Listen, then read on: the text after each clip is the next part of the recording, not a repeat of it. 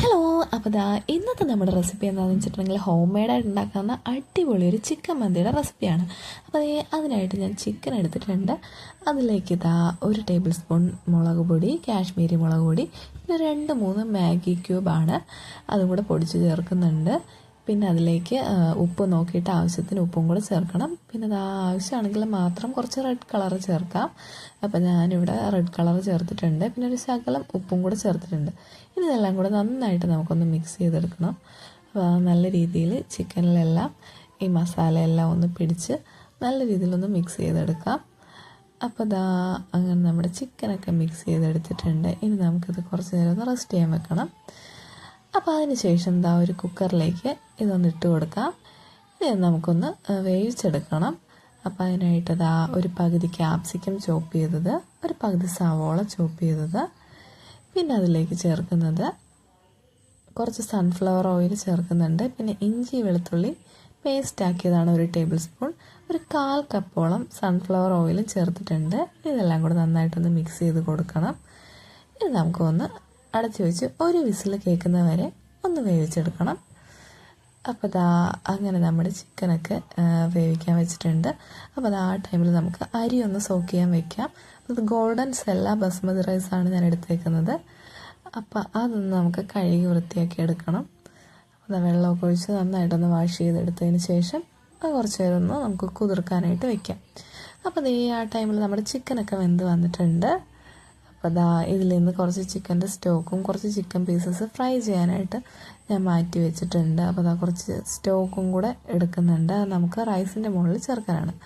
പിന്നെ നമുക്ക് റൈസ് വേവിച്ചെടുക്കാം. അപ്പോൾ അതിനായിട്ട് 2-3 ഡ്രൈഡ് ലെമൺ, പിന്നെ ഹോൾ സ്പൈസസും, പിന്നെ അതിലേക്ക് ചെറിയ ജീരകവും കൂടെ ചേർക്കുന്നുണ്ട്. പെരുംജീരകം ചേർത്തു. പിന്നെ അതിലേക്ക് ചേർക്കുന്നത് ചെറിയ ജീരകമാണ്. പിന്നെ ഉപ്പ് ചേർക്കുന്നുണ്ട്. പിന്നെ വീണ്ടും സൺഫ്ലവർ ഓയിലാണ് ചേർത്തേക്കുന്നത്. അപ്പോൾ വെള്ളമൊക്കെ തിളച്ച് വന്നപ്പോഴത്തേക്കും നമ്മൾ മുമ്പ് കുതിർത്ത് വെച്ച് അരി അതിലേക്കൊന്ന് ഇട്ട് കൊടുക്കാം. അപ്പോൾ അരിയെല്ലാം അങ്ങനെ ഇട്ട് കൊടുക്കുന്നുണ്ട്. ഇത് ഒരുപാട് വെന്ത് പോകേണ്ട ആവശ്യമൊന്നുമില്ല. ജസ്റ്റ് 1-2 തിള വന്നാൽ മതി. ഇനി ബാക്കി നമുക്ക് കുക്കറിൽ വേവിച്ചെടുക്കാനായിട്ടുള്ളതാണ്. അപ്പോൾ റൈസൊക്കെ ഡ്രെയിൻ ചെയ്തെടുത്തിട്ടുണ്ട്. അത് നമുക്കിനി ചിക്കൻ്റെ മുകളിലേക്ക് ചേർത്ത് കൊടുക്കാം.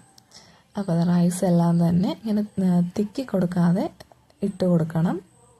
ഇനി അതിലേക്ക് ഡ്രൈഡ് ലെമണും, പിന്നെ നമ്മൾ നേരത്തെ മാറ്റി വെച്ച ചിക്കൻ്റെ സ്റ്റോക്കാണ്, അതും കുറച്ച് കളറിനായിട്ട് യെല്ലോ കളറിനായിട്ട് മഞ്ഞൾപ്പൊടിയാണ് എടുത്തേക്കുന്നത്. പിന്നെ കുറച്ച് റെഡ് കളർ വേണമെന്നുണ്ടെങ്കിൽ മാത്രം ചേർത്താൽ മതി. ഞാനൊരു ഭംഗിക്ക് വേണ്ടി ചേർത്തതാണ്. അപ്പോൾ അത് ചേർത്തു. പിന്നെ നമുക്കതിലേക്ക് 5-6 പച്ചമുളക് ഇതേപോലെ ഒന്ന് കുത്തി വെച്ച് കൊടുക്കണം. അപ്പോൾ ഇതേപോലെ 3-4 പച്ചമുളക് എടുത്തിട്ടുണ്ട്. അപ്പോൾ അതൊന്ന് കുത്തി വെച്ച് കൊടുക്കണം. പിന്നീട് അതിലേക്ക് ചേർക്കുന്നത് മുഴുവൻ കുരുമുളകാണ്. ഒരു പിടി കുരുമുളക് കൂടെ അതിൻ്റെ മുകളിലേക്കൊന്ന് വിതറി കൊടുക്കാം. ഇനി നമുക്കിതൊന്ന് അടച്ചു വെച്ചിട്ട് 1-2 വിസിൽ കേൾക്കുന്നത് വരെ ഹൈ ഫ്ലെയിമിൽ തന്നെ വെച്ചിട്ട് ഒന്ന് വേവിച്ചെടുത്താൽ മതി. അങ്ങനെ നമ്മുടെ റൈസൊക്കെ നല്ല പെർഫെക്റ്റ് ആയിട്ട് തന്നെ വെന്ത് വന്നിട്ടുണ്ട്. അപ്പോൾ കണ്ടല്ലോ, ഒട്ടും വെന്ത് കുഴഞ്ഞൊന്നും പോയിട്ടില്ല. അപ്പോൾ ഇനി നമുക്കിതൊരു പ്ലേറ്റിലേക്കൊന്ന് സെർവ് ചെയ്യാം. അപ്പോൾ വീട്ടിൽ നമുക്ക് തയ്യാറാക്കാവുന്ന നല്ല അടിപൊളി ഒരു ചിക്കൻ മന്തിയുടെ റെസിപ്പി തന്നെയാണിത്. അപ്പോൾ ചിക്കനൊക്കെ നന്നായിട്ട് വെന്തിട്ടുണ്ട്. അപ്പോൾ എല്ലാവരും എന്തായാലും ഇതേപോലെ ഒന്ന് ട്രൈ ചെയ്ത് നോക്കണം. നല്ല കിടിലൻ ടേസ്റ്റ്. ചാനൽ ആദ്യമായിട്ട് കാണുന്നവരാണെങ്കിൽ സബ്സ്ക്രൈബ് ചെയ്ത് സപ്പോർട്ട് ചെയ്യണം. റെസിപ്പി ഇഷ്ടമായിട്ടുണ്ടെങ്കിൽ എന്തായാലും ഒന്ന് കമൻറ്റ് ചെയ്യണം. അപ്പോൾ ഇനി എന്തായാലും നെക്സ്റ്റ് വീഡിയോയിൽ കാണാം.